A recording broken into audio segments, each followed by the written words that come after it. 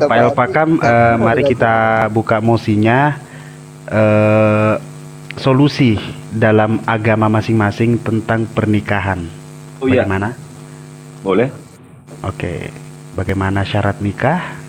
Seperti apa setelah nikah? Bagaimana syarat-syarat bercerai atau seperti apa itu intinya dalam golongan pernikahan semuanya. Bagaimana? Baik, baik. Matepeka Saya pasti. gunakan kata perkawinan aja ya. Baik. Kenapa? Nikah saya kan belum paham artinya apa. Oke, perkawinan intinya Karena adalah nikah itu kan bahasa apa ya? syarat-syarat atau solusi pernikahan di dalam Kristen dan Islam. Perkawinan. Bagaimana? Ya. Ya, perkawinan di dalam Islam dan Kristen. Ya, silakan Aman ya, Pak, ya? narasinya selama Gimana 5 jam. gimana Gurunda? Mati nih. Tunggu mau gak? Ya, silakan. Saya mau tema apapun silakan. Yang penting jangan tema si gondol nyisir, itu bahaya, susah. Oke, empana tepeka. Lanjut. Oke, kalau begitu silakan Bapak El Pakam dimulai narasinya. Nanti setelah Pak El Pakam langsung langsung disambung dengan Gurunda Duma. Begitu selesai, nanti kita ambil kesepakatan siapa yang mau bertanya duluan. Silakan Pak El Pakam sebagai tamu dipersilahkan. Oke. Ya. Nah, saya sedikit menjelaskan aja ya tentang perkawinan yang saya pahami ya. Berdasarkan Undang-Undang Perkawinan ya tahun 1974 pasal 1 ayat nomor 1 ya. Di mana disebutkan adalah perkawinan adalah membentuk keluarga antara laki-laki dan wanita yang lebih dewasa dalam sebuah keluarga yang berdasarkan ketuhanan, gitu ya. Kalau di dalam kekristenan, sebelum melaksanakan perkawinan itu ada konseling ya, konseling. Konseling itu biasanya 3 bulan dilakukan. Ketika ada seorang laki-laki dan seorang wanita yang sudah dewasa ingin menyatakan membentuk sebuah keluarga melalui perkawinan, maka mereka akan dikonseling dulu, diberikan kesempatan selama 3 bulan untuk sama-sama memahami pribadi-pribadi, bertatap muka, bercerita, panjang lebar dan bla bla bla. Setelah itu mereka akan dilanjutkan ke dalam prosesi selanjutnya, di mana prosesi itu akan dilakukan di gereja ya. Di gereja di mana di situ ada walinya, ada pendetanya, bahkan mereka dibuatkan surat perjanjian ya. Di mana di dalam surat perjanjian itu dikatakan bahwa masing-masing akan setia dalam susah maupun suka ya, duka maupun bahagia, mereka tetap saling mendukung, bukan dianjurkan untuk saling meninggalkan. Apabila ada pertikaian, mereka tidak boleh bercerai kecuali karena zina ya. Mereka tidak boleh bercerai, tapi mereka boleh berpisah ya, berpisah. Dalam hal ini berpisah mungkin bisa tempat-tempat lain atau berpisah rumah dan sebagainya. Perpisahan mereka itu untuk introspeksi diri. Itu tertulis dalam 1 Korintus 7 ayat 5 atau berapa ya. Bahwa mereka harus tetap mempertahankan rumah tangga mereka, bagaimana yang harus dilakukan. Kemudian setelah mereka menyadari masing-masing, lalu mereka akan kembali bersatu. Gitu. Tetapi dalam perpisahan, masing-masing tidak boleh membentuk keluarga yang lain, nggak boleh. Karena apabila masing-masing sudah membentuk keluarga lain di dalam kekristenan itu tidak dibenarkan. Saya rasa untuk singkatnya seperti itu.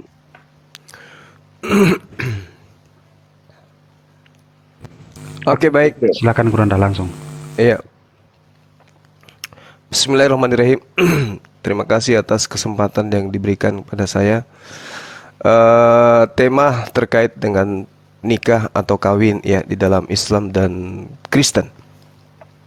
Jadi kalau di Islam itu pernikahan atau perkawinan dalam bahasa kita orang Indonesia, dalam Islam itu dimaknai sebagai suatu ikatan atau perjanjian suci antara seorang laki dengan perempuan yang ingin melanjutkan hubungan secara halal.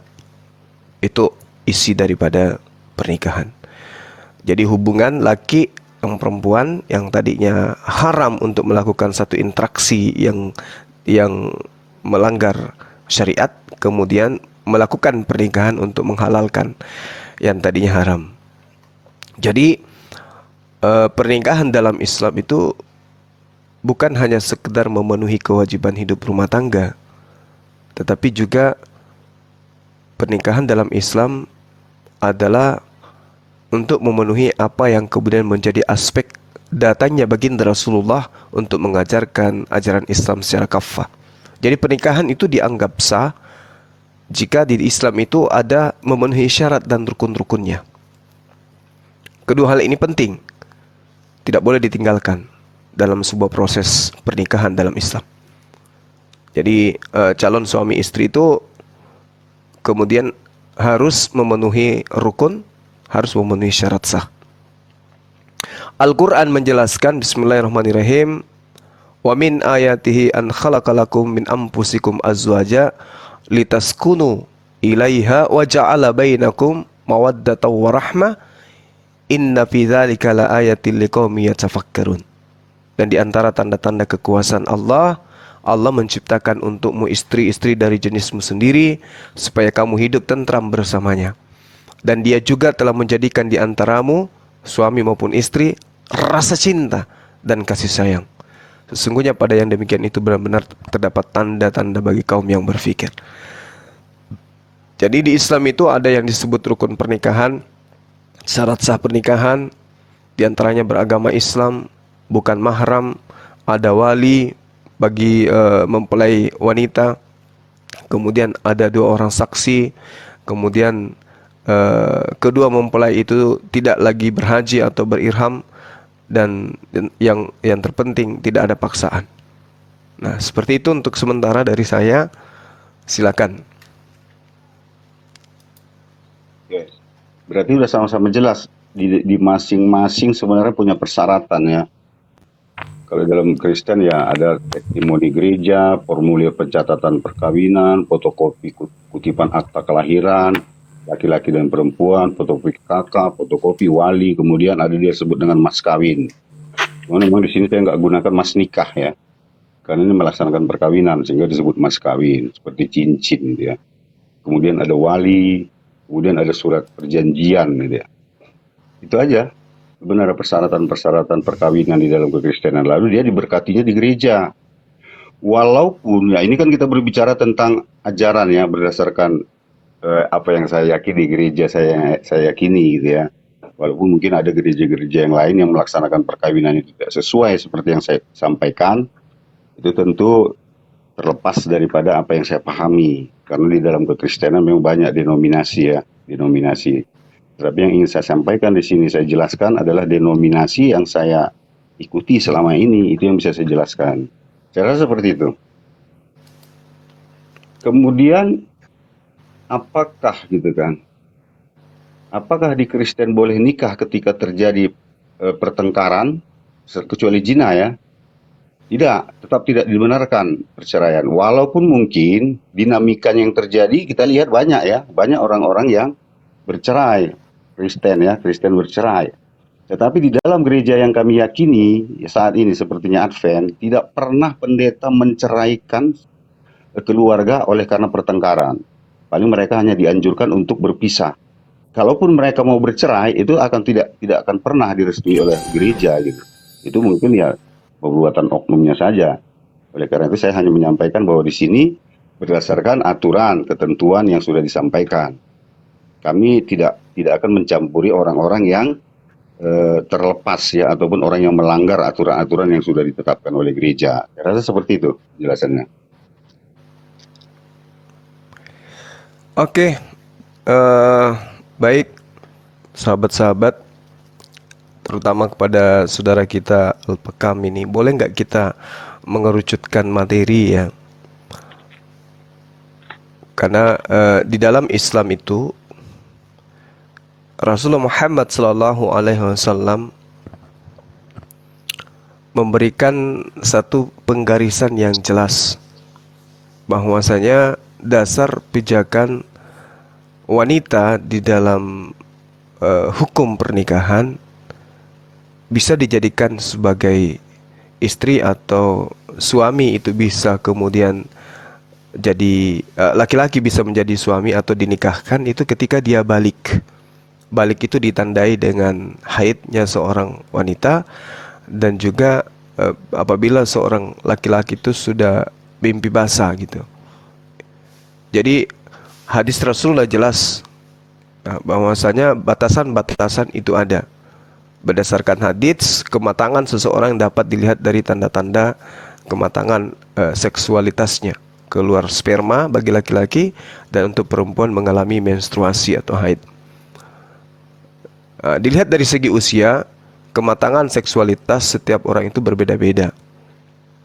Karena itulah kemudian mungkin dari perspektif agama saudara, itu batasan wanita untuk bisa dinikahi menurut hukum itu ada nggak di dalam agama saudara? Kalau di Islam kan jelas tuh, ditandai dengan balik, baik laki maupun perempuan. Silakan. Ya. Tadi kan sudah saya sampaikan ya, mungkin kurang jelas satu suara yang terputus ya. Yang diterima pendeta untuk dikawinkan mendapat pemberkatan perkawinan suci di gereja adalah orang yang sudah dewasa. Ya, dewasa ini bukan hanya dewasa di dalam fisik, tetapi di dalam jiwa ya. Oleh karena itu ada konseling yang namanya 3 bulan ya, 3 bulan. Pendeta akan memperhatikan. Ini sudah dewasa. Bahkan kemarin saya mengawinkan anak ya. Anak itu ada tes dia, tes kesehatan ke rumah sakit ya. Apakah tesnya ini termasuk penyakit ya, penyakit dites. Apakah dia punya penyakit yang berbahaya atau tidak. Kemudian juga dia dites tentang kesuciannya gitu ya, keperawanan istilahnya begitu. Kemudian baru ditanya bla bla bla selanjutnya. Tapi tidak cukup sampai di situ. Mereka juga berdua ini akan ditanya secara psikologi, apakah sudah siap melaksanakan perkawinan, ya toh? Tidak seperti yang sampai Pak Juma tadi ya, cukup asal mimpi basah dan haid sudah bisa ya.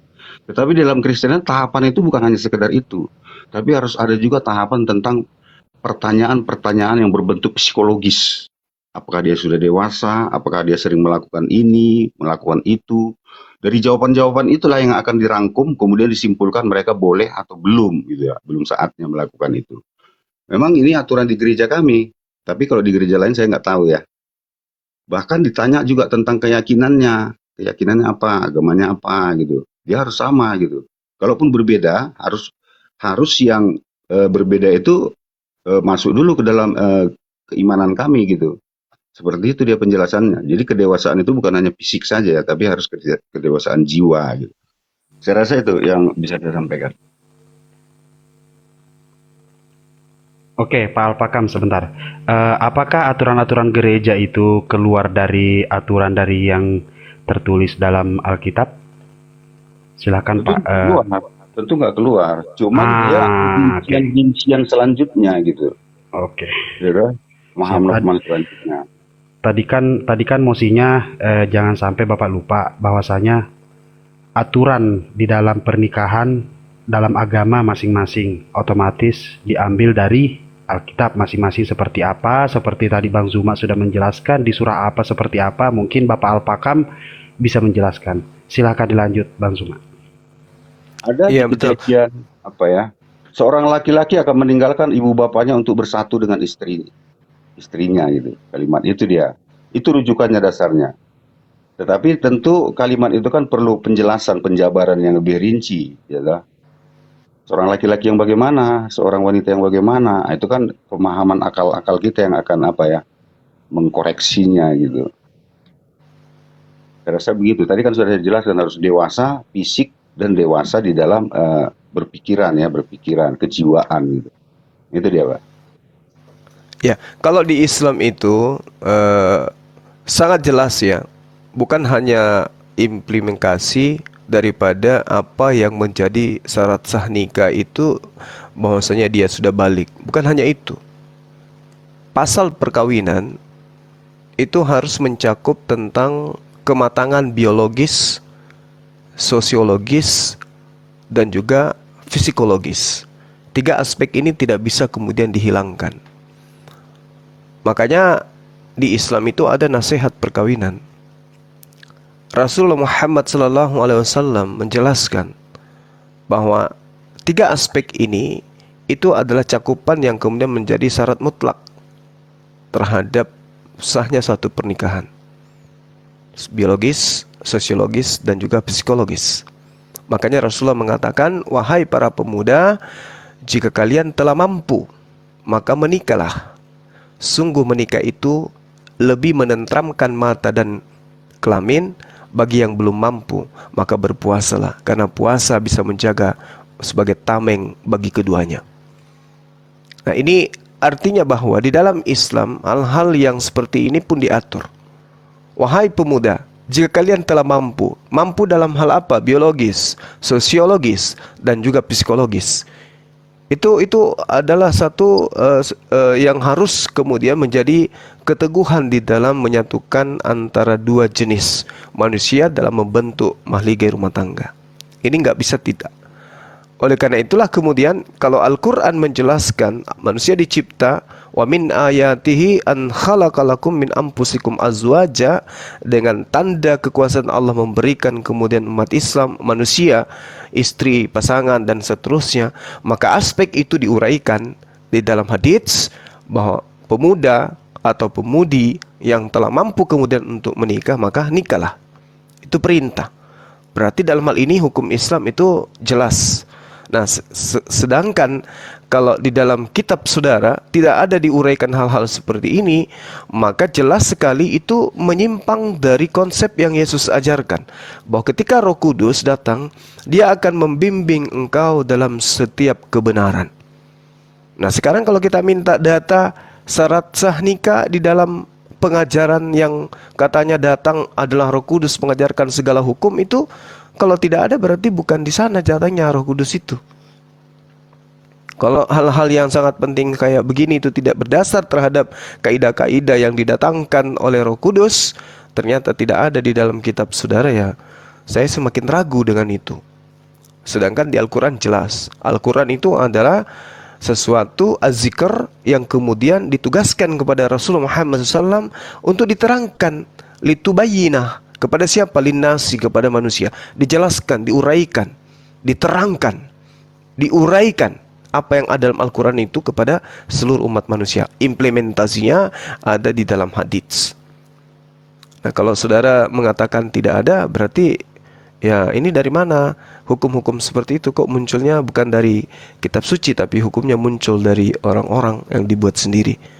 Silakan. Oke, terima kasih ya. Tadi Pak Juma kan mengatakan persyaratan pernikahan yang penting sudah haid dan mandi basah, gitu ya, untuk laki-laki. Kemudian setelah kita berdiskusi ternyata ada penjelasan-penjelasan berikutnya, ya oke lah, nggak apa-apa.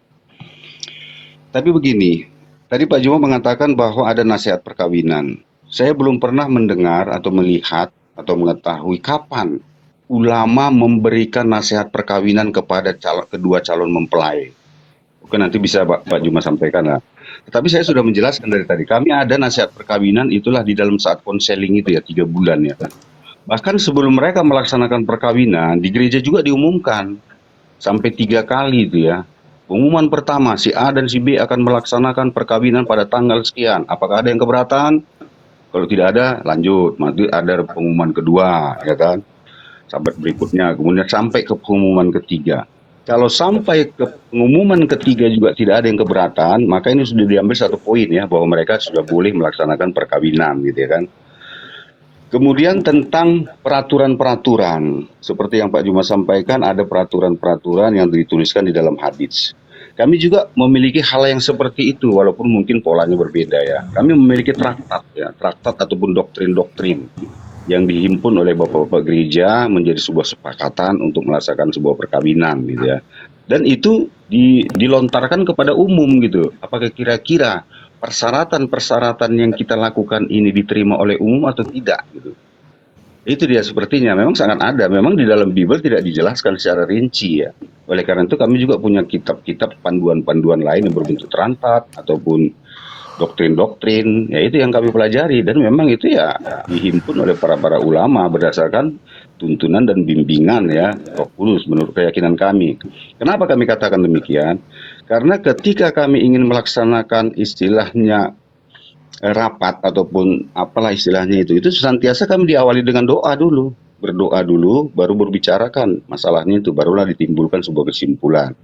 Bahkan sampai sekarang juga ketika kami di gereja ingin mengadakan sebuah persyaratan atau perkawinan lah ya, perkawinan si A dan si B umpamanya, itu majelis kami kumpul dulu membahas itu.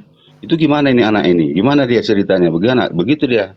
Setelah diambil kesimpulan oleh majelis, barulah disampaikan kepada kedua orang tua atau kedua calon mempelai bahwa mereka bisa kawin, dan itu memang berdasarkan ya catatan-catatan atau berbentuk traktat atau doktrin yang ada di tengah-tengah gereja kami. Sepertinya itu, Pak Juma. Kalau kira-kira bisa Pak Iya, Juma baik. sebutkan di mana dilaksanakan nasihat perkawinan oleh calon mempelai oleh ulama? Saya belum pernah mendengar itu. Oke, baik. Jadi gini, terkait dengan nasihat perkawinan, muatan cakupannya itu sebenarnya didasari oleh Al-Qur'anul Karim surah At-Tahrim, ya, At-Tahrim ayat ke-6. Ya ayyuhalladzina amanu qu anfusakum wa ahlikum nara. Jadi nasihat perkawinan itu tidak seketika dimulai hanya pada saat proses mendekati pernikahan atau setelah pernikahan, tetapi dari sejak rumah tangga. Makanya di umat Islam itu, maaf. Ya. Jadi dikatakan bahwasanya ada seruan kepada orang tua untuk memelihara anak-anaknya. Jadi nasihat pernikahan perkawinan itu sudah dimulai dari sejak kecil. Sejak mereka diperkenalkan kemudian. Makanya hadis Rasulullah Muhammad SAW itu jelas menggariskan bahwa ketika anak itu mencapai usia yang cukup, maka pisahkan mereka, pisahkan tempat tidur mereka. Jangan ditidurkan antara laki perempuan. Pisahkan. Itu perintah Rasulullah. Suruhlah anak kalian itu sholat ketika berumur 7 tahun. Dan kalau sudah berusia 10 tahun mereka meninggalkan sholat, maka tegasilah mereka. Dan pisahkanlah tempat tidurnya. Sebenarnya ini perintah pisahkan tempat tidurnya antara laki dan perempuan itu kita sudah mulai ada didikan tentang hal pernikahan. Di situ sudah mulai kita didik anak-anak kita. Ini perintah Rasulullah. Jadi nasihat perkawinan itu bukan hanya sampai ke imam, tidak. Dari rumah tangga. Karena seruannya adalah ya ayyuhalladzina amanu qu anfusakum wa ahlikum nara. Peliharalah keluargamu. Sedangkan kalau kita tidak mengajarkan tentang pernikahan, perkawinan, syarat sah nikah, maka anak-anak ini akan tidak membatasi diri tentang apa yang dilarang oleh Allah. La taqrabuz zina. Nah, batasan inilah yang perlu diajarkan. Jangan diajarkan nanti setelah mau menikah atau melakukan pesta atau setelah pesta, tidak. Tapi anak ini sudah dididik tentang nikah, hubungan kekerabatan, hubungan mahram dengan orang lain. Jadi yang harus ditanamkan di sini adalah pemahaman tentang rumah tangga. Saya sendiri, pribadi saya, ketika anak-anak saya itu sudah mulai, saya melihat ini pasti sudah mulai mimpi basah, ini sudah mulai haid. Itu saya sudah mulai masuk materi-materi yang seperti ini. Anakku seperti ini, anakku seperti ini. Kamu nggak boleh kayak begini. Bahkan sampai kepada cara membersihkan kelamin pun tak ajarin. Seorang pria nggak boleh pipisnya kayak begini. Wanita ketika habis buang air kecil, cara pembersihannya kayak begini. Itu tak ajarin semua. Nah, itulah pendidikan yang harus ditanamkan kepada anak-anak kita. Nah, itu di Islam itu, Bung. Jadi kaidah-kaidah seperti ini tuh sudah diajarin. Karena seruan Allah itu sangat jelas. Wahai manusia, pelihara dirimu, pelihara keluargamu, pelihara dari api neraka. Oleh karena itulah kemudian hal-hal seperti ini harus ditanamkan. Nah, kalau saudara saya bertanya, di mana itu? Di setiap acara pernikahan itu pasti ada nasihat perkawinan. Di setiap acara pernikahan umat Islam pasti ada nasihat perkawinan. Dan itu mungkin Anda tidak dapatkan oleh karena Anda acaranya di gedung, sudah duduk di pelaminan. Itu biasanya ada yang melakukan nasihat itu pada saat di pelaminan, ada juga yang melakukan sebelum di pelaminan. Tetapi pendidikan tentang rumah tangga itu sudah dilakoni dari sejak anak itu seperti yang saya gambarkan tadi. Orang tua itu dalam Islam punya kewajiban. Apa dasarnya? Al-Quran surah At-Tahrim ayat 6. Saya kira gitu. Jadi kalau saudara mengatakan di dalam agama saudara tidak termaktub dalam kitab saudara tentang hal seperti ini, padahal ini adalah hal yang sangat fundamental dalam beragama, ya gimana bilangnya ya? Apakah karena itulah kemudian kita lihat, mohon maaf, kehidupan di barat sana tentang laki dan perempuan itu nggak ada batasan? Apa karena nggak ada kaidah-kaidah ini dalam Bible? Silakan. Oke, sebentar Pak El Pakam, ya, biar makin berarah. Kayaknya dari tadi Pak El Pakam nggak paham ya. Maksudnya di sini diskusinya adalah mengambil dari sisi agama masing-masing, yaitu bukan karangan semata dari aturan-aturan pemerintah atau apa, tapi dari Alkitab masing-masing. Nah, biar untuk lebih memahami nanti ini, sekarang ini TikTokan ya. TikTokan apabila ada yang mau dipertanyakan dari segi narasinya langsung dipotong oleh Bang Zuma, begitupun nanti Bang Zuma langsung dipotong oleh El Pakam. Oke? Boleh ya? Nggak, gini Oke, aja, biar silakan. waktunya aja sampai selesai bicara. Jadi enak seperti biasanya kami sama Bang Juma seperti itu. Oke, kalau begitu Ya, pokoknya gini, silahkan Pak. di dalam Bible sangat dijelaskan bahwa orang tua itu senantiasa menasihati anaknya, apakah di dalam perjalanan, saat berbaring atau di pintu, dan bla bla bla. Memberikan ajaran-ajaran nasihat-nasihat ya, hal-hal yang baik tentunya. Makanya saya bilang tadi kita jangan membicarakan tentang kelakuan oknum ya. Kita berbicara tentang ajaran-ajaran yang termaktub di dalam Bible. Itu yang saya sampaikan. Kemudian satu lagi sangat dijelaskan dalam Bible ya, 1 Korintus 6 ayat 19, bahwa tubuhmu adalah bait roh Tuhan yang ada di dalam kamu. Oleh karena itu jagalah dia. Ini sebenarnya penjelasannya sangat lebar ya, sangat luas ini maknanya. Mengapa harus dijaga? Makanya dalam Advent ini menjaga jasmani itu sangat penting, seperti dilarang minum alkohol, merokok, bahkan sampai minum kopi pun dianjurkan tidak gitu. Itu penjagaan-penjagaan tubuh, masalah kebersihan tentu lebih lagi gitu lah. Maksud saya begini, kalau nasihat secara umum tentu akan dilakukan oleh setiap keluarga kepada anak-anaknya. Itu tidak terbantahkan, apapun keyakinannya, apapun kepercayaannya, pasti orang tua senantiasa menasihati hal-hal yang baik kepada anak-anaknya. Terlepas si anak mau melakukan atau tidak. Oleh karena itu di dalam kekristenan sangat clear ya, sangat jelas. Apakah nasihat orang tua itu dilakukan si anak ini, apalagi dia wanita ya. Makanya sebelum dia melaksanakan perkawinan, gereja meminta surat keterangan dokter. Apakah dia masih suci atau tidak?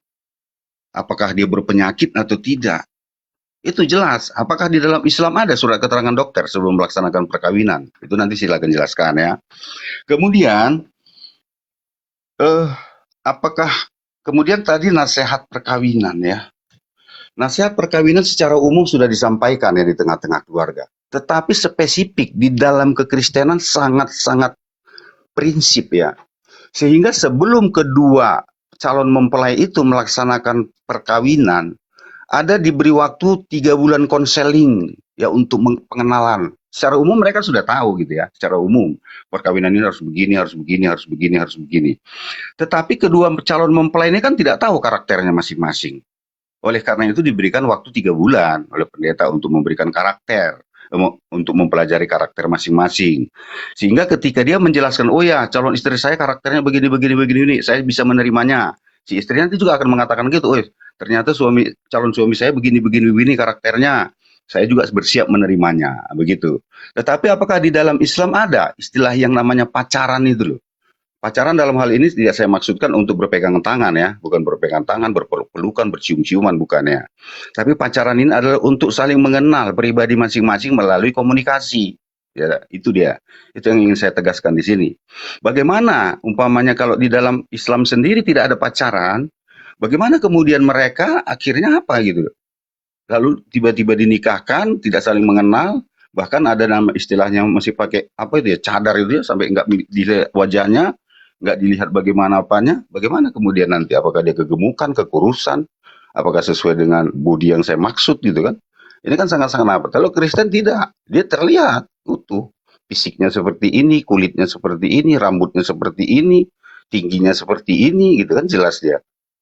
Saya rasa Kristen lebih clear ya, lebih rinci ya kalau untuk melaksanakan sebuah perkawinan. Tidak seperti membeli kucing dalam karung kalau menurut saya ya. Apalagi sampai wanita itu dibungkus dulu kan. Nggak dilihat wajahnya bagaimana, mulutnya bagaimana, bibirnya bagaimana, telinganya bagaimana. Kalau di Kristen sangat jelas. Saya rasa seperti itu Pak Juma. Lanjut Gurunda Zuma. Silakan Iya. Gurunda. Oke, kalau di Islam itu konsepnya ada ta'arafa ya ta'arifu, ya ta'arafu, itu jelas, saling kenal. Jadi tidak sampai pada proses pacaran karena dilarang di Islam itu nggak boleh. Ya, la taqrabuz zina, mendekati hal yang menyebabkan orang itu berzina itu dilarang dalam Islam. Nah, lalu kemudian eh, istilah ini itu memiliki tata cara. Tata cara ta'aruf itu ada, saling mengenal sebelum melakukan pelamaran atau peminangan. Harus kenal dulu. Kalau kemudian wanita tersebut mau untuk ta'aruf, ya artinya ada ruang untuk mereka melakukan proses selanjutnya. Tapi ta'aruf ini tidak boleh, dilarang berduaan, nggak boleh. Dalam proses ta'aruf, kedua belah pihak diwajibkan mencari tahu informasi masing-masing. Apa saja yang mau diketahui tentang calon pasangan mereka, mulai dari karakter, pengetahuan, agama, dan seterusnya. Itu bisa ta'aruf. Ya. Lalu kemudian di Islam itu dianjurkan kemudian melakukan salat istikharah, petunjuk. Kalau memang sudah itu jodohnya, ya harus dijodohkan. Karena nikah di dalam Islam itu memiliki hukum. Nikah wajib, ada yang disunahkan dan ada yang diharamkan. Nah itu. Jadi jelas di Islam itu, Al-Quran surah Al-Hujurat itu menerangkan, hai manusia, sesungguhnya kami telah menciptakan kalian dari seorang pria dan seorang wanita, lalu menjadikan kalian berbangsa dan bersuku dan saling mengenal. Jadi agar kalian saling mengenal itu perintahnya Al-Quran itu ta'aruf. Nah kalau di agama Anda ada nggak perintah itu? Saya rasa tentang syarat sah nikah tadi aja nggak ada. Nah, jadi kalau misalnya Anda mengatakan didilah anakmu, mulai dia baring pada saat itu, kitabnya orang Yahudi yang Anda ambil. Mohon maaf, itu perjanjian lama. Itu ada di ulangan 6, ulangan 4. Itu kaidah-kaidah apa yang kemudian menjadi ketetapan Tuhan terhadap Bani Israel. Itu yang Anda singgung tadi. Nah, kalau Anda mengambil data itu, maka sekalian aja Anda ngambil ulangan 22.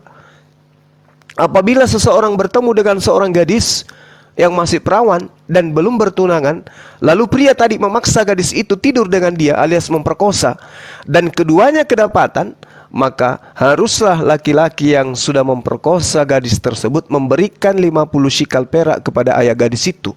Dan gadis itu haruslah menjadi istrinya, sebab laki-laki itu telah memperkosa dia.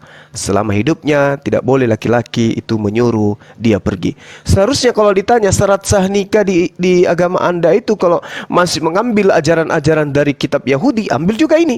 Syarat sah nikah berumah tangga salah satunya adalah memperkosa. Ini kaidah, Bung.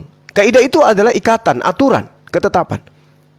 Apabila seorang bertemu dengan seorang gadis yang masih perawan dan belum bertunangan, memaksa gadis itu tidur dengan dia, dan keduanya kedapatan, maka haruslah laki-laki itu, wajib hukumnya laki-laki itu yang sudah memperkosa gadis itu memberikan 50 shikal perak kepada ayah gadis yang diperkosa. Dan gadis itu harus menjadi istri. Harusnya ini menjadi syarat. Kalau Anda masih menyerempet kepada kitabnya orang Yahudi. Kalau saya ingin menikah pada seorang wanita yang masih perawan, wanitanya nggak mau sama saya, perkosa. Habis itu kasih 50 perak. Wajib hukumnya korban pemerkosaan ini jadi istriku, dan tidak boleh kemudian kuusir. Dia pun tidak boleh mengusirku. Itu kalau masih ngambil dari kitab Yahudi. Tapi kalau internal Kristen perjanjian baru itu yang diambil, maka tunjukkan. Karena ada satu kaidah yang menarik di dalam kitab saudara, misalnya dalam Efesus 5 nomor 22. Hai istri, tunduklah kepada suamimu seperti kamu tunduk kepada Tuhan. Jadi Tuhan itu ya ada saingannya, yaitu suami, di mana istri harus tunduk kepada suami, laksana tunduk kepada Tuhan. Nah ini bahaya nih, bahaya. Kenapa? Karena ya suami diidentikan dengan Tuhan yang harus ditaati gitu. Jadi kalau suaminya mengatakan aku pengen kawin lagi, maka harus tunduk. Istri harus taat. Itu tafsiran saya ya. Tapi mungkin saudara akan mentafsirkan yang berbeda. Silakan. Oke, makasih. Tadi ulangan berapa yang Bapak bilang tadi bunuh diri memperkosa itu? Di mana tadi? Biar kita buka. Pak Juma, di mana tadi yang Bapak katakan memperkosa itu? Pak Juma? Sorry. Ulangan 22. Saya termute. Ulangan 22 nomor 2829. Bilangan 22 nomor 28 ya. Iya. Apabila seorang bertemu dengan seorang gadis yang masih perawan dan belum bertunangan, memaksa gadis itu tidur dengan apa ya? Iya, itu udah benar itu, Bang. Ya, saya baca ulang ya. Ketika seorang pria menemukan seorang gadis perawan yang belum bertunangan lalu mengampirinya dan tidur dengannya dan mereka ketahuan, ya. Maka pria yang telah berbaring dengan gadis itu harus memberikan 50 keping perak kepada ayah gadis itu. Dan gadis itu harus menjadi istrinya karena dia telah merendahkannya. Dia tidak boleh menceraikannya seumur hidupnya. Perhatikan kalimat ya. Jadi di sini berbaring ya. Saya nggak tahu berbaring ini apa. Berarti sama-sama suka ya. Nggak mungkin orang memperkosa berbaring menggunakan kata berbaring. Artinya begini. Kalau yang saya tafsirkan ini, apabila ada seseorang yang sudah pacaran, sama-sama suka atau bertemu, atau kemudian mengajak, kemudian wanita itu mau, ya si laki-laki harus bertanggung jawab. Mudah-mudahan gadis itu benar-benar perawan lagi. Kalau enggak, gimana lagi itu? Jadi beban sama dia. Oleh karena itu setiap laki-laki Kristen harus hati-hati terhadap seorang perempuan. Nggak boleh. Karena begitu dia berhubungan, dia harus bertanggung jawab sepenuhnya sampai akhir hayatnya. Nggak bisa lalu dia pergi dihukum saja, nggak bisa seperti itu. Itu pemahaman saya gitu. Kemudian tentang kitab Yahudi, saya sudah sampai sekarang saya pusing gitu ya. Kenapa? Memang orang Yahudi yang menulis itu benar ya, orang Yahudi. Tetapi itu berasal daripada Tuhan. Saya yakin setiap perintah yang berasal daripada Tuhan, semua manusia wajib ikut. Itu prinsipnya gitu. Nggak bisa kita bilang, oh karena Tuhan menuliskan kepada orang Yahudi kami nggak ikut. Nggak seperti itu. Jadi kalau gitu bagaimana kita di Indonesia? Ya kan, nggak pernah punya nabi yang menuliskan kitab. Lalu ajaran mana yang kita ikuti? Tentu kita ikuti ajaran yang berasal daripada Tuhan, yang dituliskan di dalam sebuah kitab. Kan ini pemikirannya seperti itu. Bunda. Kemudian gini, kalau kita bisa membaca tapi tidak bisa menafsirkan dengan benar, itu mungkin kita akan terjadi perbedaan pendapat ya. Ya itu mungkin bisa kita pahami dalam sebuah kalimat bisa saja orang berbeda pendapatnya. Kemudian begini lagi, Pak Juma tadi mengatakan laki-laki dan perempuan itu saling kenal. Bagaimana mereka saling kenal sedangkan berkomunikasi di dalam pacaran aja tidak? Makanya saya maksudkan di sini pacaran itu bukan istilahnya berdua-duaan lalu melakukan hubungan yang tidak sesuai gitu. Boleh saja dia berdua-duaan jalan ke mall, duduk-duduk di kedai, makan, minum jus, gak ada masalah. Yang penting mereka sudah ngerti apa yang harus mereka perbuat, apa mereka lakukan nanti dipertanggungjawabkan. Apalagi di dalam kekristenan saya sudah jelaskan. Sebelum melaksanakan perkawinan, salah satu persyaratan yang harus dipenuhi tes kesehatan rumah sakit. Apakah dia sakit atau tidak? Apakah di dalam Islam juga itu merupakan suatu ketentuan atau suatu kriteria? Saya rasa belum pernah saya dengar. Ya. Bahwa dia harus tes keperawanan, nggak ada kan? Jadi berduaan ini sebenarnya itu ketika saya umpamanya sebagai orang tua kalau ada punya anak gadis, saya berikan berduaan dengan laki-laki, ya saya yakin bahwa keduanya itu tidak akan melakukan hal apa-apa. Kalaupun nanti mereka melakukan hal yang tidak itu akan menanggung risiko yang berat dan beban. Dan melepaskan mereka berdua itu adalah salah satu dorongan saya untuk menyatakan bahwa mereka itu sudah dewasa dan bertanggung jawab. Itu filosofinya di situ. Saya memberikan kebebasan mereka untuk jalan ke sana kemari, berkomunikasi. Karena saya yakin mereka itu dewasa. Tidak perlu lagi harus saya ikat, saya kekang, saya tarik, saya tali gitu. Enggak, karena mereka sudah dewasa. Dan pembelajaran inilah mereka mungkin ya akan mengajarkan kepada anak-anaknya demikian. Sehingga kedewasaan itu benar-benar diterapkan dan diberikan secara penuh. Beda dengan anak, seorang gadis harus dikekang ya. Kemudian harus harus diawasi, diintai dan lain sebagainya sehingga mereka tidak merdeka gitu ya. Itu kan sebenarnya membentuk sebuah psikologi sehingga mereka hanya sebagai subjek saja, bukan sebagai penanggung jawab. Karena mereka diyakini mungkin daya pikirnya hanya setengah pria ya. Sehingga susah gitu kan. Jadi begitulah, saya rasa sudah jelas ya. Di dalam kekristenan itu banyak persyaratan. Bahkan surat perjanjian perkawinan mereka itu pun ada. Saya berjanji akan setia dengan si Polan dalam susah maupun duka, dalam suka maupun senang. Apakah di dalam Islam ada perjanjian seperti itu yang harus dijelaskan? Itu boleh Pak Jum menunjukkan lah. Apakah dia berjanji begitu? Berjanji, tetapi apakah harus diingkari? Kan tidak. Saya rasa itu ya. Persyaratan ini dua. Satu, mas kawin. Kalau memang di dalam Islam ini pernikahan, adakah mas nikahnya? Jangan gunakan masa perkawinan, mas kawin kan nanti susah nanti. Jadi saya rasa seperti itu. Yang mana sebenarnya ini yang harus kita lakukan ya? Saya rasa gitu aja Pak Juma, ya sangat jelas ya. Kristen lebih spesifik ya, lebih rinci ya, menjelaskan untuk membentuk sebuah perkawinan. Bagaimana seorang suami bisa melihat istrinya dengan benar, sementara dia berkerudung ya, bertutup sampai berhijab gitu, hanya matanya aja yang kelihatan. Bagaimana matanya, bagaimana bibirnya, hidungnya, telinganya, kan nggak kelihatan tuh. Lalu bagaimana nanti kemudian dia menyesal, tiba-tiba rambutnya keriting ya, ikal-ikal gitu. Kan ini kecewa, akhirnya terjadilah perceraian kan. Saya rasa seperti itu Pak Jo. Kristen lebih jelas ya kalau menceritakan tentang perkawinan daripada mungkin teman Muslim ya. Karena si suami tidak akan bisa mengenal istrinya lebih jelas sebelum melaksanakan perkawinan. Terima kasih. Oke, baik. Yang pertama tadi ya terkait dengan Ulangan 22 itu. Di situ ada kata tapas. Tapas itu artinya pemaksaan, memegang ya, atau merebut perempuan ini. Jadi itu pemaksaan. Terus kemudian Anda mengatakan kata baring. Kata baring yang Anda maksud itu pemerkosa, anah dalam bahasa Ibrani. Menindas, memperkosa, merendahkan, melecehkan. Itu bahasa Ibrani jelas itu. Jadi itu pemerkosaan. Maka tidak ada kemudian hal yang bisa Anda jadikan acuan untuk pembenaran seperti itu.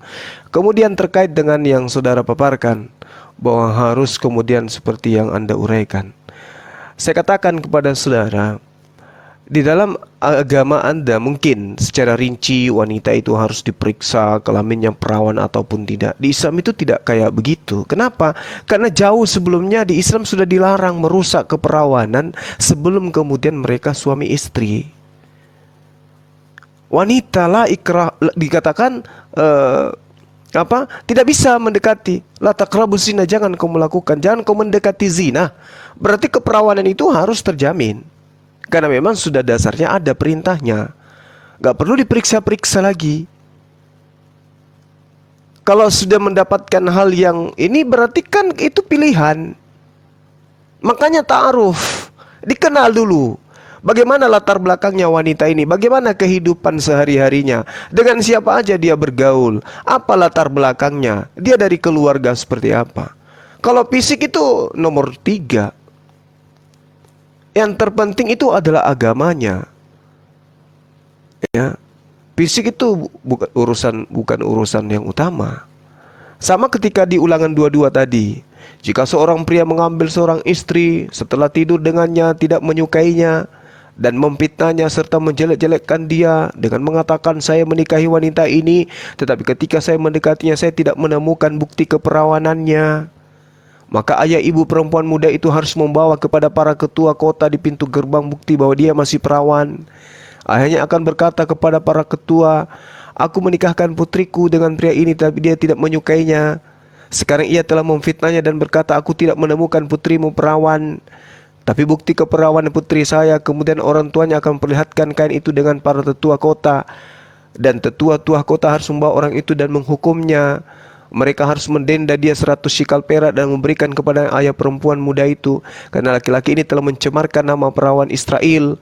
Dia akan terus menjadi istrinya. Dia tidak boleh menceraikan selama dia hidup. Akan tetapi jika tuduhan itu benar dan tidak dapat ditemukan bukti perawan gadis muda itu, dia harus dibawa ke pintu rumah ayahnya. Dan di sana orang-orang sekota harus melempari dia batu sampai mati. Kenapa ini enggak dilakukan di Kristen?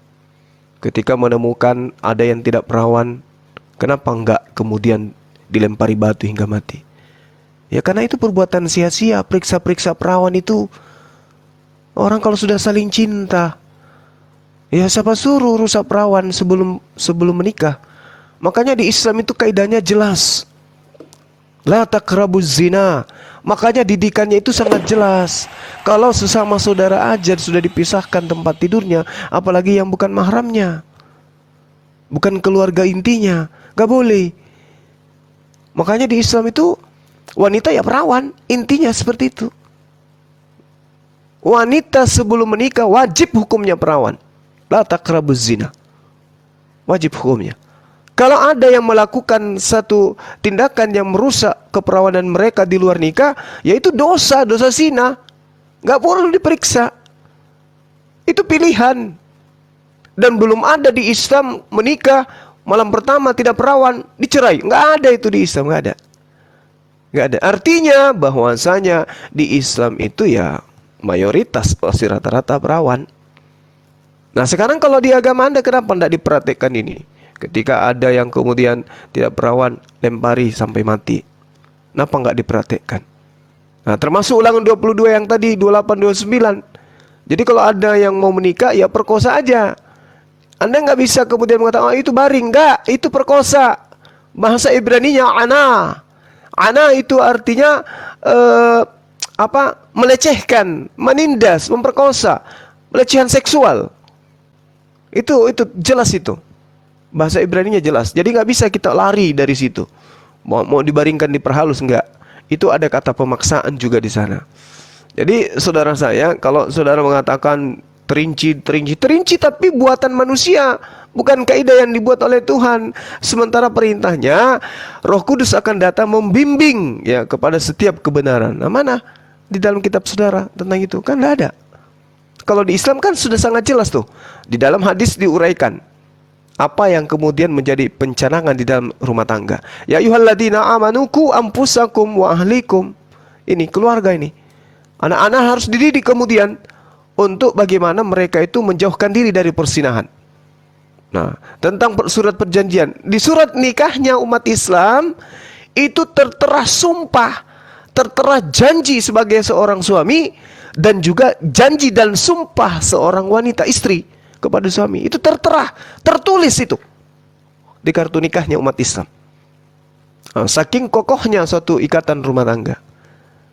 Nah, saya kira gitu ya, saudara saya. Kalau ternyata misalnya tidak ada tertulis dalam kitab saudara, yang tertulis malah yang seperti yang saya terangkan ulangan 22 dan seterusnya, perintah membunuh yang tidak perawan dalam ketika dia menikah, berumah tangga, dites ya, tes mesin ceritanya ya kan, tes mesin, cok, ternyata nggak perawan, maka dibunuh. Itu bahaya tuh. Dan itu tidak dipraktekkan di Kristen entah kenapa. Tapi giliran saya tanya, mana didikan-didikan itu, Anda mencoba mengambil data dari ulangan 6. Saya kira gitu, saudara. Silakan. Saya sudah membaca dari 1 Korintus 16 ayat 19 ya, bahwa tubuh kita ini harus dijaga. Itu sangat clear. Menjaganya dari apa? Ya dari fisiknya. Supaya jangan tercemari. Bahkan merokok saja dilarang, apalagi hal-hal yang lebih tabu. Itu kan harus penjelasannya seperti itu gitu ya. Perkosa ya, kalau kita memahami perkosa itu kan pemaksaan ya. Pemaksaan itu bisa dengan cara intimidasi ya, cara merayu gitu, cara menghasut ya, kemudian mengiming-imingkan. Oleh karena itu ya, seorang laki-laki itu tidak boleh memaksa wanita untuk berbaring dengan dia melakukan perzinahan. Dan itu resikonya agak berat bagi si laki-laki itu dan tidak boleh menceraikannya. Oleh karena itu setiap laki-laki Kristen seperti saya itu saya harus hati-hati. Di dalam pacaran saya hati-hati, nggak mau sampai terjerumus ke dalam itu. Tapi kenapa ada orang yang melakukan? Kembali seperti itu tadi. Mereka melanggar hukum-hukum yang sudah ditentukan. Ya akhirnya apa? Berdosa. Yang seperti sampaikan Pak Juma tadi. Kemudian periksa kesehatan ini sangat penting supaya nanti ya jangan terjadi penyesalan di kemudian hari ya. Karena di dalam kehidupan kita sehari-hari ya kita bukan tidak percaya ya kepada seseorang. Tapi untuk membuktikan kebenaran kita itu kita harus punya data ya, punya tindakan. Bukan hanya percaya-percaya begitu saja ya. Mungkin dalam keyakinan Bang Juma banyak ya yang tidak perawan tapi dia tidak berani ribut-ribut gitu kan. Karena mereka sudah melakukannya mungkin ya. Jadi di dalam Kristen ini walaupun mereka pacaran, ya sudah lama kenalan, sebelum mereka melaksanakan perkawinan ya tetap harus diperiksa. Jangan-jangan mereka sudah melakukan sesuatu yang dilarang gitu kan.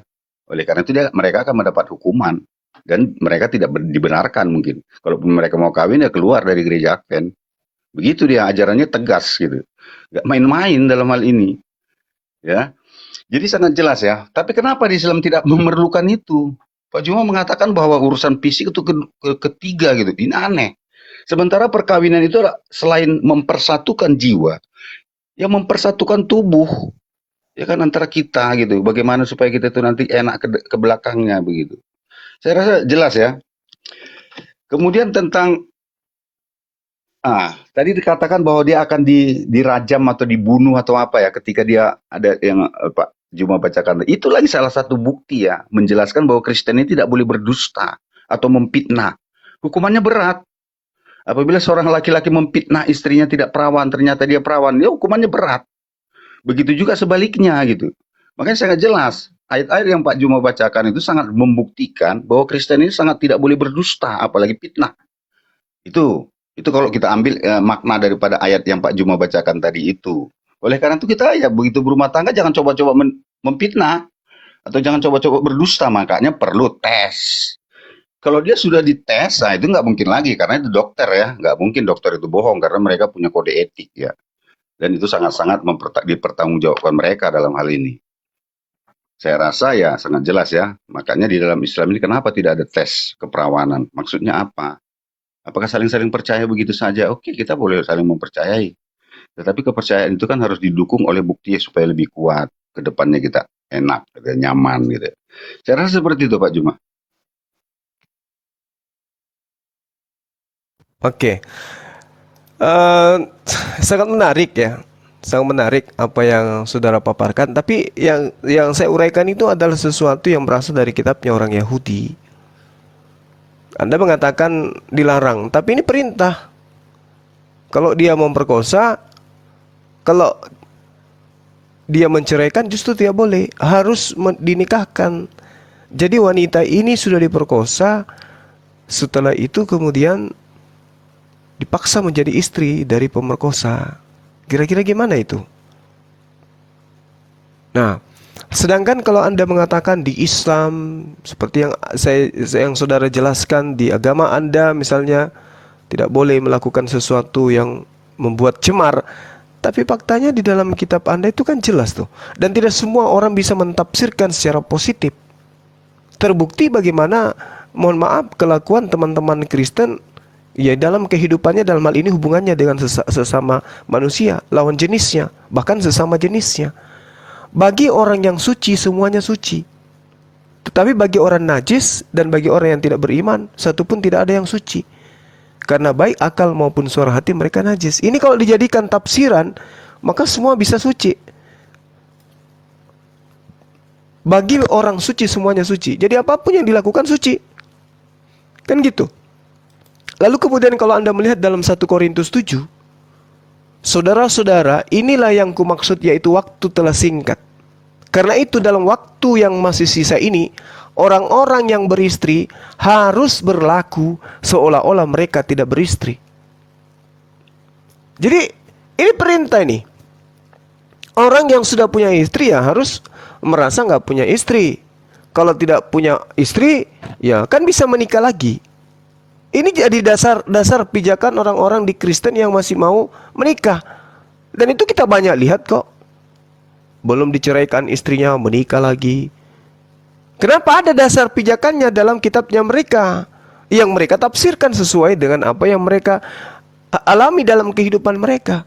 Saudara-saudara, inilah yang kumaksud, yaitu waktu yang telah singkat. Karena itu dalam waktu yang masih sisa ini, orang-orang yang beristri harus berlaku seakan-akan mereka tidak beristri.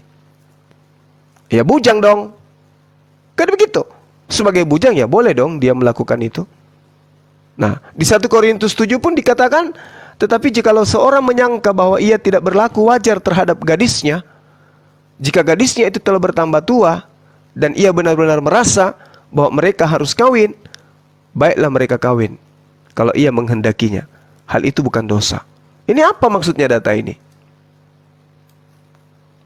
Kalau di terjemahan lama dikatakan, tetapi jikalau seorang menyangkakan tiada menjalankan dengan sepatutnya kepada anak perawanannya, di dalam hal ini ia sudah lepas dari akil balik, maka jikalau disangkanya perlu mengawinkan dia, biarlah ia memperbuat sekehendak hatinya. Tiadalah ia berbuat dosa. Maka bolehlah mereka itu kawin. Maksudnya apa data ini? Apakah ini implementasi yang sama ketika seorang nabi diperkosa oleh 2 anak gadisnya di dalam kitab saudara, atau gimana? Ya karena kita melihat, ya Anda tidak mampu kemudian menunjukkan data di dalam kitab kami seperti ini. Yang Anda hanya menguraikan periksa perawan. Mana dalilnya di kitab saudara? Melakukan konseling, mana dalilnya? Semua yang Anda uraikan itu tidak tertulis. Jadi boleh saya katakan Kristen ini berdiri di atas kaidah-kaidah tak tertulis. Yang tertulis ditinggalkan, yang tidak tertulis dilakukan. Kan lucu. Yang tertulisnya adalah perkosa, yang dilakukan bukan itu. Mereka bikin aturan sendiri. Jadi apa gunanya kitab itu ditenteng setiap saat? Coba. Apa gunanya? Sementara perintah-perintah yang ada dalam kitab saudara, ya seperti yang saya gambarkan tadi, bagi orang suci semua suci. Bahkan Paulus mengatakan, semua halal bagiku. Semua halal, tidak ada yang haram berarti. Nah, tapi kenapa kemudian itu tidak dipraktekkan di Indonesia, tapi di luar sana dipraktekkan? Nah, itu dia saudara ya, supaya kita memahami bahwa dasar-dasar agama itu harus diikat dengan dalil yang berasal dari kitab yang kita pegang. Bukan hanya asumsi karena melihat agama lain melakukan, kita pun melakukan. Karena melihat agama lain mencontohkan, kita pun mencontohkan. Padahal tidak ada dasarnya di dalam kitab suci yang kita pegang, dalam kitab yang kita anggap suci. Demikian. Begini Pak Juma kan. Pak Juma mengatakan tidak ada tertulis secara eksplisit di kitab suci, tapi kenapa dilakukan tidak seperti itu. Saya sudah mengatakan bahwa Pak Juman juga panduannya bukan hanya Al-Quran, ada hadis, ada kitab kuning. Kitab kuning yang buat siapa? Kan orang-orang juga. Tetapi karena dianggap itu baik, dilakukan. Makanya dari awal sudah saya katakan, kami juga punya kitab lain seperti doktrin dan traktat-traktat, ya. Itu juga kami pegang. Kami yakini karena setelah dilontarkan ke tengah-tengah umum itu baik gitu. Jadi segala sesuatu yang baik itu wajib dilakukan gitu. Jangan karena dia itu bukan nggak ada gini, nggak ada gini. Nah, itu kan sepertinya susah ya. Kitab kuning siapa yang nulis? Itu dipelajari kan, diyakini. Banyak juga saya rasa tulisan-tulisan para ulama itu yang diikuti orang gitu ya. Jadi itu yang pertama, supaya nanti kita jangan berputar-putar di situ lagi. Tidak bisa menafsirkan dengan benar-benar ya. Banyak orang-orang yang salah menafsirkan sehingga dia menginginkan sesuai dengan keinginan nafsunya sendiri gitu kan. Kemudian satu lagi ya, seperti semua halal. Saya rasa di dalam Islam saya pernah mendengar bahwa untuk membaca itu ada 15 ilmu alat ya. Bagaimana cara membacanya, intonasinya, penggalan-penggalannya. Kalau yang Bapak maksudkan tadi yang diucapkan Paulus itu, semua halal bagiku, tidak semuanya membangun. Semua halal bagiku, tidak semuanya berguna. Maksudnya, segala sesuatu yang halal bagi Paulus itu belum tentu semuanya membangun dan bukan semuanya berguna gitu. Contoh, di zaman sekarang saja gula halal loh, gula. Siapa bilang gula tidak halal? Tapi bukan semuanya itu berguna dan membangun. Contohnya orang yang sudah kena diabetes, gitu. Daging juga halal, daging lembu halal. Tapi bukan semuanya membangun dan berguna bagi orang-orang tertentu. Oleh karena itu Paulus ingin mengatakan ya bahwa semua halal baginya ya belum tentu membangun dan oleh karena itu ketika kita membaca itu harus benar-benar paham maksud saya dalam hal ini. Di mana komanya, di mana titiknya, di mana intonasinya. Saya rasa Pak Juma lebih paham dalam hal itu. Oleh karena itu kedepannya nanti supaya kita bisa apa ya. Jadi jelas Pak Juma ya.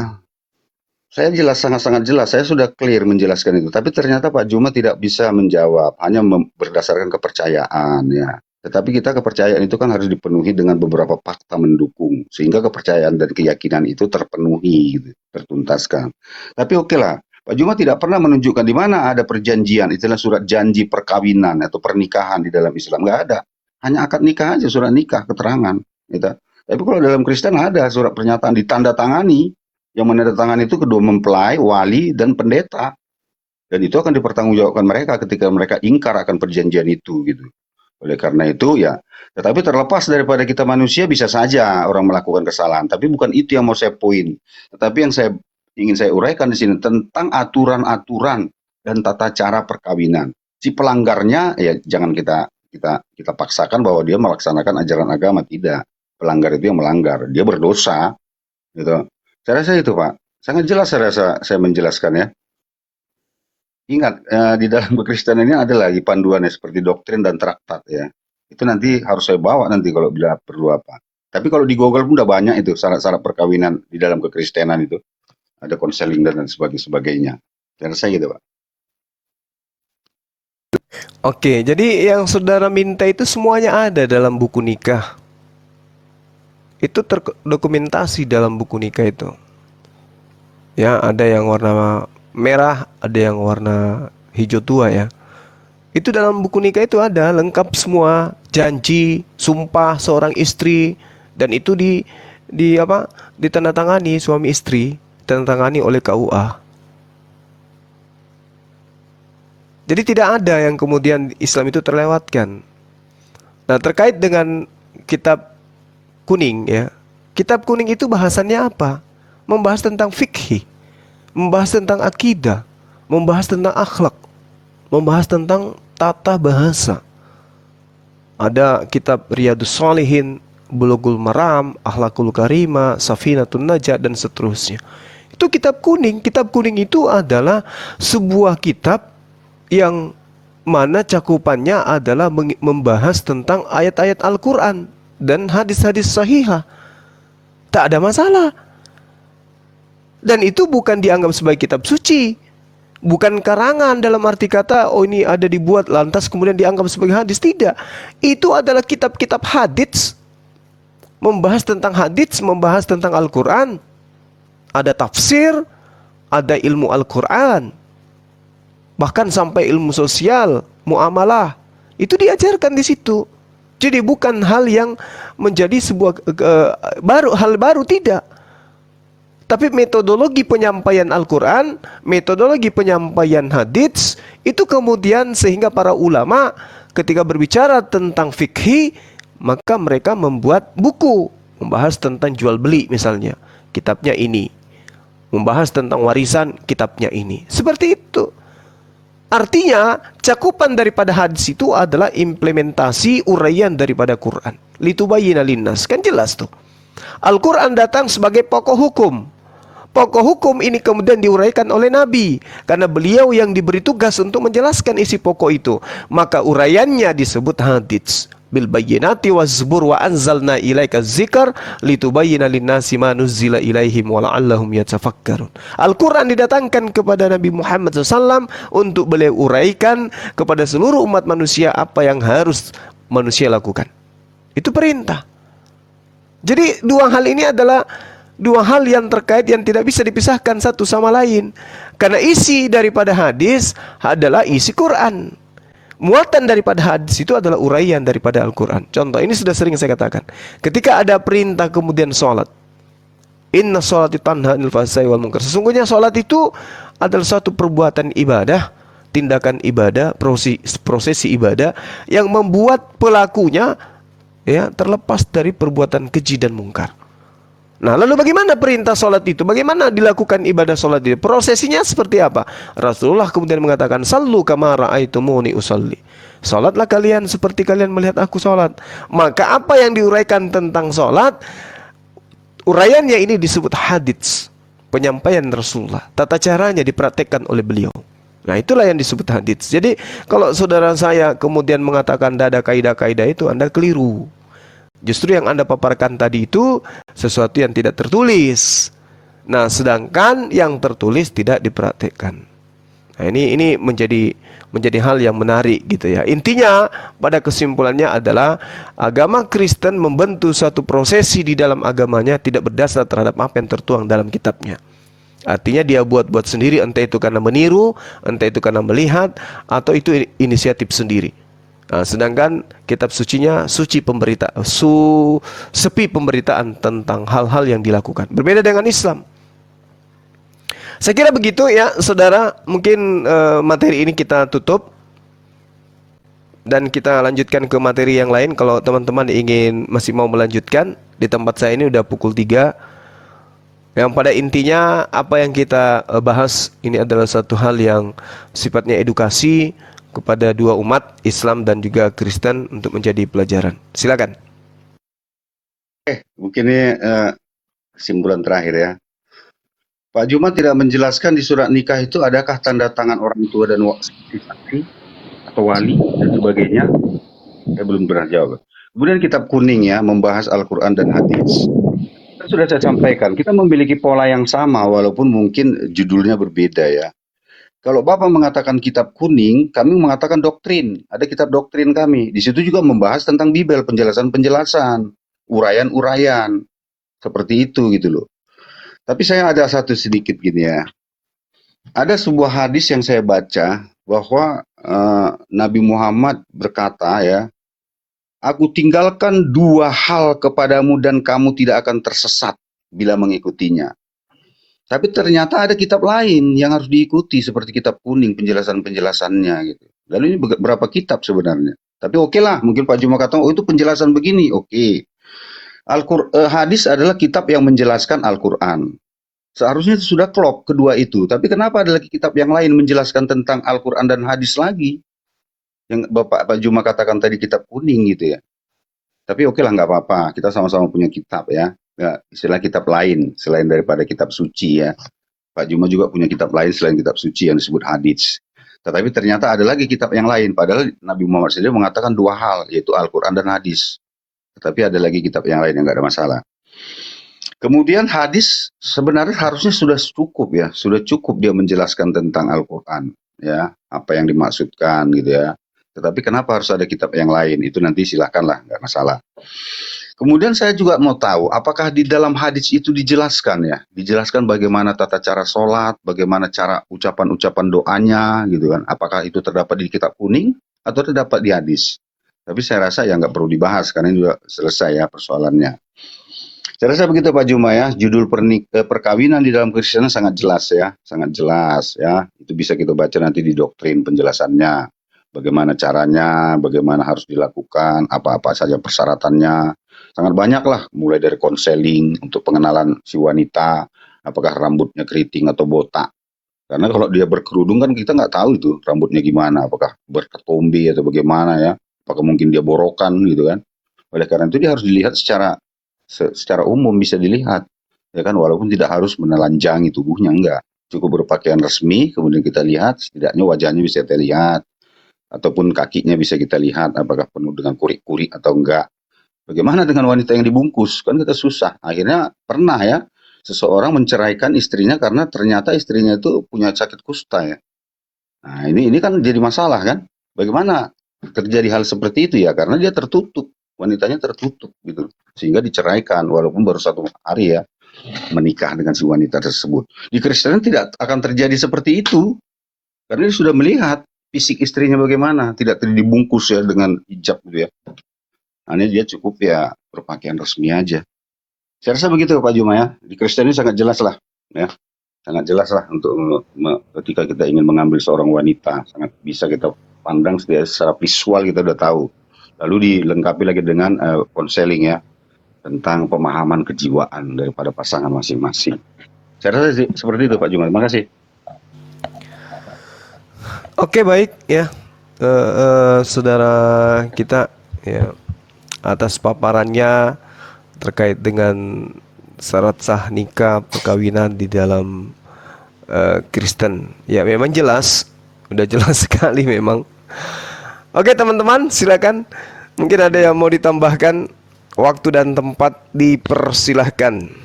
Oke, makasih Grunda. Jadi gini, El Pakam ini selalu menggiring ya. Saya lihat dia katakan wanita yang berhijab ya, yang ditutupi. Nah, seperti permen gini loh Pak. Permen itu ya kan tertutup ya. Permen itu tertutup. Ah, itu lebih anu ya daripada yang terbuka-buka gitu loh Pak. Sebenarnya parameter Anda itu berpikir itu seperti apa gitu loh. Ya kan? Sementara Anda melihat bahwasanya yang terbuka itu wah gimana ya tubung. Terus kalian lebih asik melihat yang terbuka-buka gitu kan? Nah, kamu nggak usah lari dari situ, nggak usah menggiring. Nah, terus 1 Korintus 6:12 nasihat terhadap pencabulan ini. Kamu jangan lari. 1 Korintus 6:12 kamu terlihat menggiring terus. Segala sesuatu halal bagiku, tapi bukan semuanya berguna. Jadi gini, poinnya, kamu melakukan perjinahan ya halal. Tetapi memang udah kamu lakukan hal yang haram itu ya, tapi tidak berguna. Gitu loh. Itu maksudnya. Jadi kamu nggak usah menggiring. Kenapa? Segala sesuatu itu halal bagiku. Gitu loh. Nah, terus nyambung di 1 Korintus. Nah, ini. Bentar ya. 1 Korintus 10 nomor apa ya?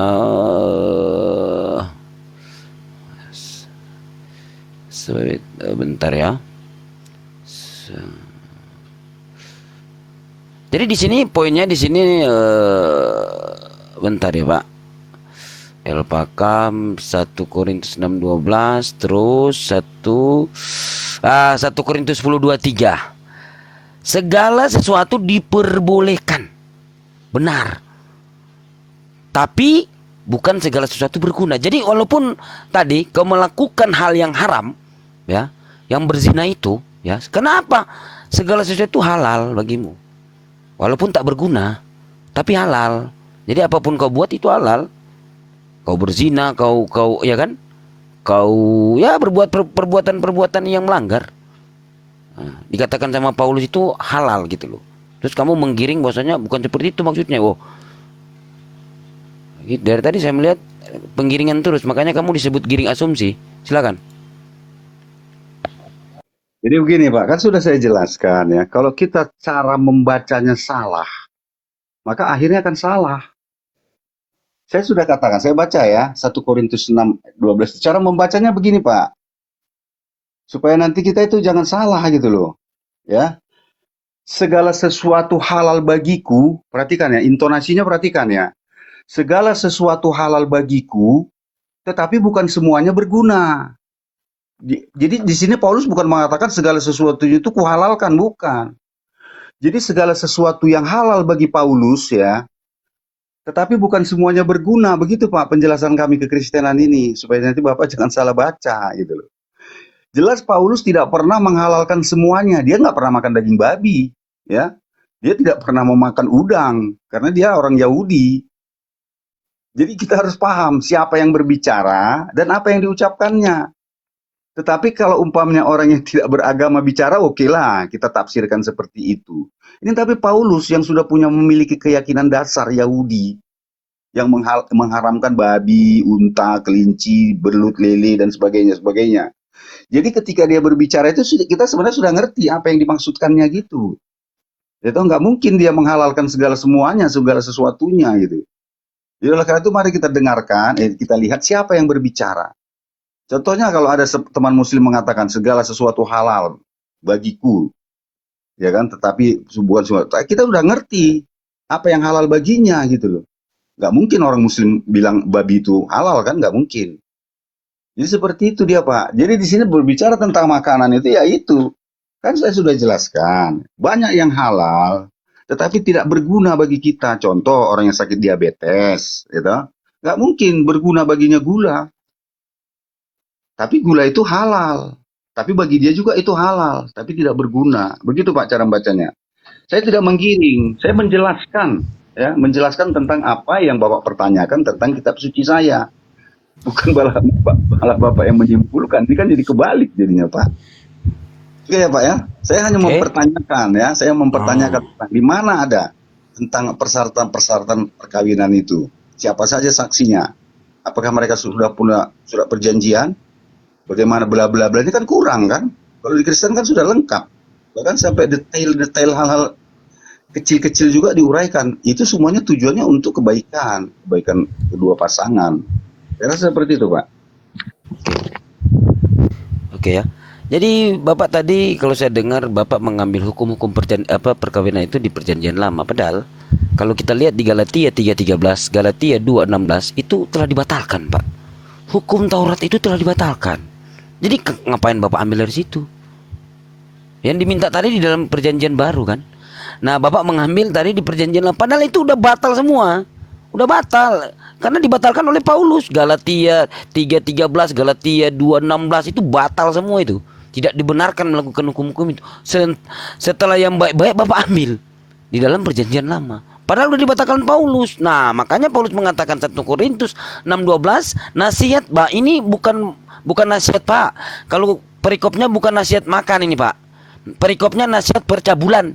Bukan kok Bapak bahas-bahas makan. 1 Korintus 6:12. Makanya Bapak kalau baca pakai mata gitu loh, lihat baik-baik. Setelah kami baca misalnya isinya, Bapak kembali ke perikop. Setelah perikopnya pencabulan, Bapak masuk di makanan, nggak nyambung. Di sini perikopnya nasihat terhadap pencabulan, terus lanjut di bawah, segala sesuatu halal bagiku.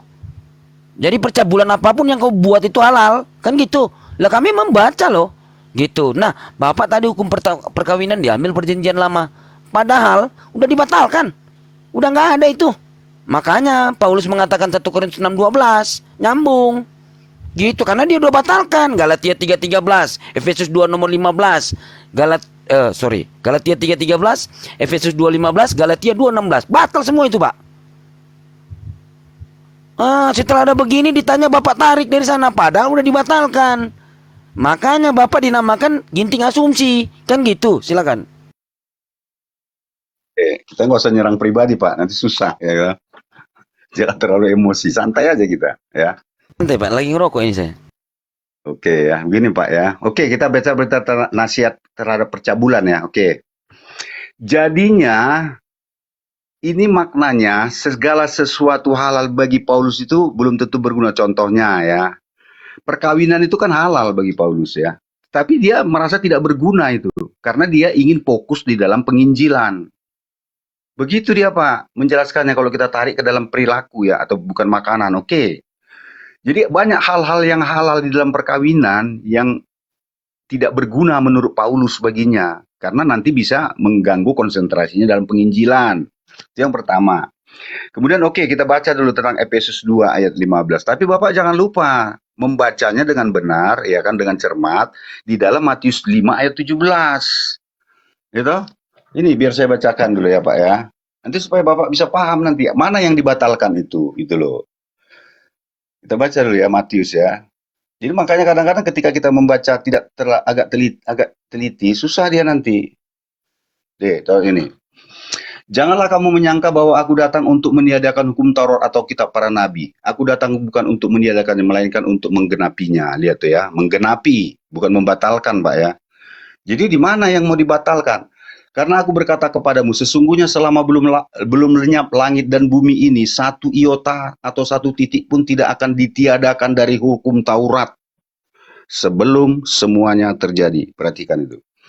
Jadinya penggenapan yang sudah dilakukan Yesus sudah terjadi, itu yang dibatalkan. Gitu? Bukan yang bukan digenapi. Penggenapannya apa di situ? Dia mati. Gitu? Mati. Nah, itu dia penggenapannya. Jadi dengan kematiannya itu, maka ada beberapa hukum seremonial ya, pengorbanan itu yang dibatalkan. Makanya di dalam penjelasan doktrin kami ya, ada 3 hukum Taurat. Hukum Taurat itu kan ada 3 ya, 3 pilar ya. Satu hukum moral ya, satu hukum sosial ya, satu dia hukum seremonial. Makanya dalam Matius 22 ayat 37 dan 39 dijelaskan ya. Kasihilah Tuhanmu dengan segenap hatimu, dengan segenap jiwamu. Itu tidak dibatalkan. Kasihilah sesama manusia seperti mengasihi dirimu sendiri.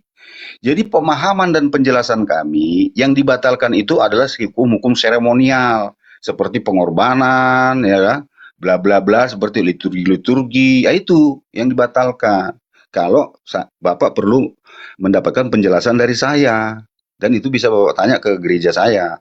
Apakah penjelasan saya ini keliru atau tidak, atau menyimpang atau tidak. Seperti itu Pak penjelasan saya Pak. Makasih. Oke. Jadi gini. Efesus 2